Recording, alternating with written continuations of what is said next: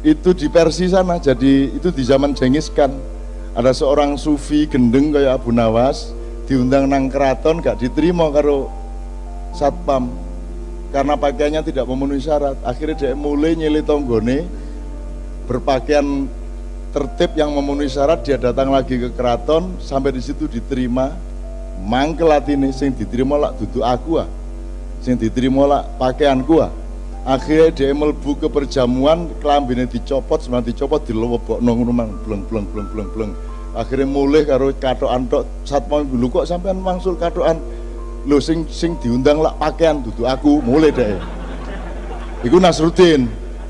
Tapi lak gak sampai, jangan sambil dibledot. Nah, Sunan Kalijaga Jawa rek lebih dari wong Arab ya wong Persia. Nek ngono tok gampang iku dirodok luwih dramatis. Ngono nek Jawa. Itu sekalian ya, oke. Jadi Sunan Kalijaga itu pun dia mengalami kegagalan. Saya kasih dua aja kegagalannya.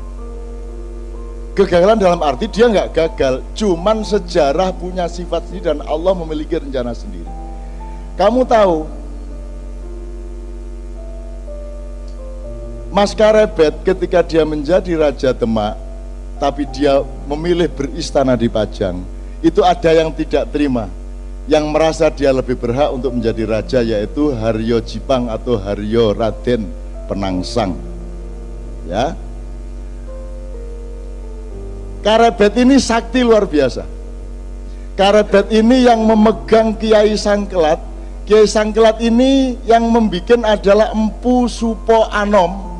Itu empu nomor 1 kerajaan Mojopahit yang pernah dicuri keris ini dari kerajaan Demak oleh oleh Ki Maling Celoring. Jadi tahu Grung Maling Celoring? Celoring itu asal usule iku ana wong jenenge Ki Celoring ndek Blambangan kono. Carane mlebu omahe wong iku gak perlu lawang, gak perlu bolongan, pokoknya ana lampu titik set mlebu deh. Maka dia berhasil mencuri Kiai Sangkelat ini di kerajaan Demak. Wes digonang Blambangan, Sunan Kalijaga roh, oh gampang pos supaya konang Blambangan pura-pura oh dadi pandai besi. Wes pokoknya diatur ke Sunan Kalijaga iso balik meneh lah.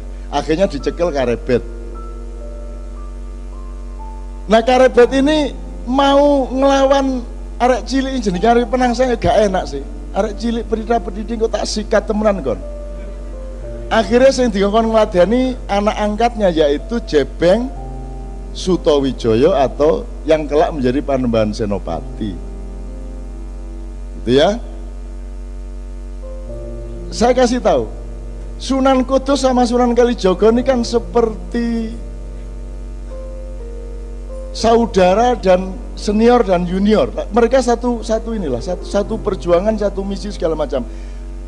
Meskipun Sunan Kudus agak Syiah, Sunan Kalijaga Ahlus Sunnah wal Jamaah, ya. Tapi yang ingin saya katakan kepada Anda, Sunan Bonang, Haryo Penangsang ini muridnya Sunan Kudus, sementara Mas Karebet ini muridnya Sunan Kalijaga langsung.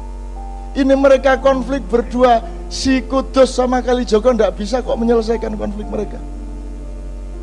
Akhirnya terjadilah peperangan toh. Duel antara Haryo Jipang melawan siapa? Sutowijoyo. Dan itu pun menangnya Sutowijoyo karena strategi politik. Jarane Haryo Jipang jenenge Gagak Rimang, jaran lanang brancah. Mulane politiknya aku tak perang musuh Haryo Jipang nggawa jaran wedok. Oh, iki kurang tahu kok pikir kan ya. Nggawa jaran wedok sing seksi.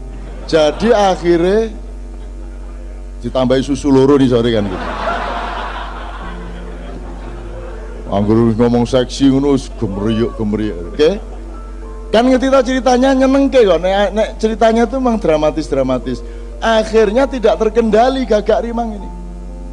Jadi Haryo Jipang di seberang sungai, Panembahan Senopati di sini, Jebeng di sini. Begitu si Gagak Rimang ngelihat kuda ini, dia langsung meloncat menyeberangi sungai di luar kendali Haryo Jipang. Nah, ketika kudanya larat seperti itu, dia tidak mampu menguasai dirinya, sehingga tombak Kiai Banca si Jebeng Sutowijaya ini masuk ke perutnya Arya Penangsang. Nah, ketika ditarik, ternyata ususnya membaur keluar sampai akhirnya ngguleti sak wetenge sak nggon sabuke, sehingga ketika Arya Penangsang menarik kerisnya, ususnya brodol, kena kerisnya dhewe mati. Lho, nyenengno iku. Artinya adegannya iso-iso ae lho. Ana wong mati ususnya. Saya terus jadi eling Cak Nur. Cak Nur Khalil Majid itu meninggalnya dalam keadaan ususnya masih di luar perut, dan aku takon nang Bu Umi, Bumi ki kapan jari dokter iki ususnya dilebokno, jari dokter anu ngenteni Cak Nur sehat. Mboten kualik ta. Nek prasa kula Cak Nur sehat ususnya dilebokno lha ngoten sih. Nek jari dokter gak Cak Nur dinteni sehat sik kait ususnya dilebokno. Iki sing bener sing diki filsafate iki. Itu juga yang terjadi pada Arya. Jadi Sunan Kalijogo sampai akhir hayatnya tidak mampu mendamaikan dua orang ini, bahkan dengan Sunan Kudus. Satu, jadi gak iso masih aku kate lapo-lapo ndek dunia iki, nek aku gak iso Gusti Allah mentakdirkan aku gak iso mengatasi masalah, ya gak masalah, yang penting aku berjuang terus. Dan Sunan Kalijogo meneruskan perjuangan sampai awal Mataram. Karena masuknya tak kandani, kenapa saya Mojopahit kok dibawa ke Demak?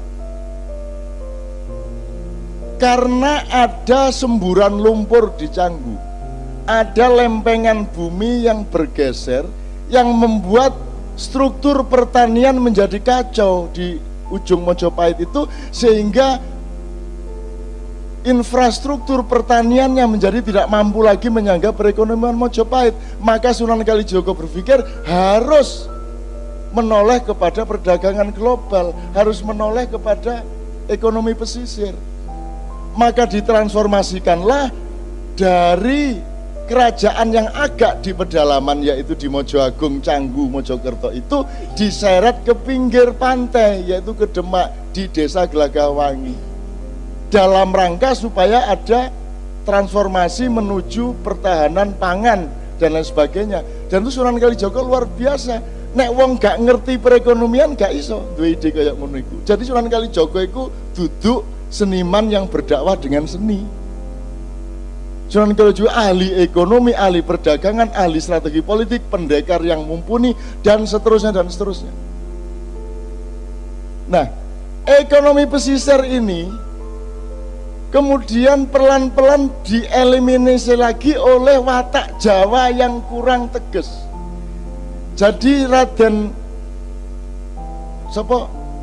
Sultan Hadiwijaya Joko Tingkir iku pekewo, kate beristana di Demak itu pekewo. Aku tak ndek pinggir-pinggir, aku tak ndek Pajangai. Dia lupa bahwa dengan dia masuk ke Pajang, maka seluruh infrastruktur keraton juga akan pindah ke pedalaman. Jadi perekonomian global yang diciptakan Sunan Kalijogo menjadi masuk ke pedalaman.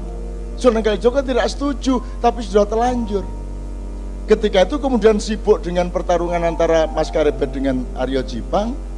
Itu pun kemudian ketika sampai kepada gara-gara Aryo Jipang bisa dibunuh oleh Panembahan Senopati, akhirnya Panembahan Senopati diberi hadiah oleh Mas Karebet tanah Mentau.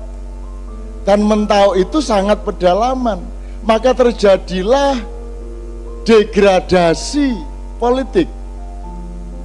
Dari pedalaman ke pesisir, dari pesisir dikembalikan ke pedalaman, itu pun degradasinya double. Tidak hanya sifat perdagangannya menjadi dari perdagangan ke pertanian, tapi legitimasi spiritualnya pun berubah dari Wali Songo yang semula menjadi background politik, berubah menjadi Nyai Roro Kidul. Nah, Panembahan Senopati kemudian sirsiran dan kawin sama Nyai Roro Kidul sampai Sultan Hamengkubuwono ke-10.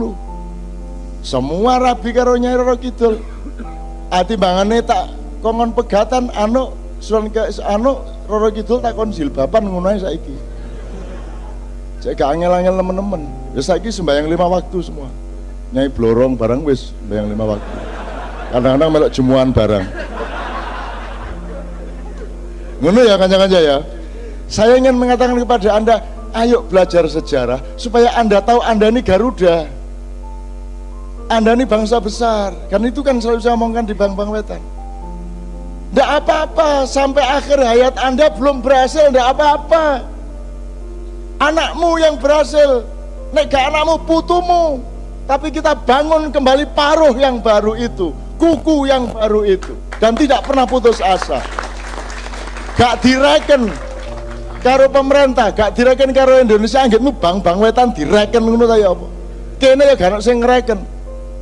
Gitu loh. Ayo direken-reken dhewe. Kok repot. Geden di Bang-Bang Wetan karo Indonesia aku takon, secara nilai. Secara nilai, komprehensinya, kedalamannya, ketinggiannya, ketajamannya, gede mana Indonesia sama Bang-Bang Wetan? Pernahkah Indonesia mencapai ilmu-ilmu seperti ini? Tidak kan? Lebih besar Bang-Bang Wetan. Lah iya, wong jelas Bang-Bang Wetan luwih gede timbang Indonesia, kok kon njaluk digendong Indonesia? Lah dengkek Indonesia gendong Bang-Bang Wetan. Kon sing kudu gendong Indonesia, betul enggak? Kamu jangan minta diakui loh yang lebih kecil dari kamu. Nggak kuat hatinya, nggak kuat pikirannya. Kamu yang lebih besar dari mereka, kamu yang menampung mereka, kamu yang punya kebesaran jiwa kepada Indonesia. Oh no. Bung Karno iso pidato ngene iki. Manggel aku suwe-suwe. Lho nek Sunan Kalijaga ngene iki, seluruh ilmu dia kuasai sebagaimana Rasulullah Muhammad sallallahu alaihi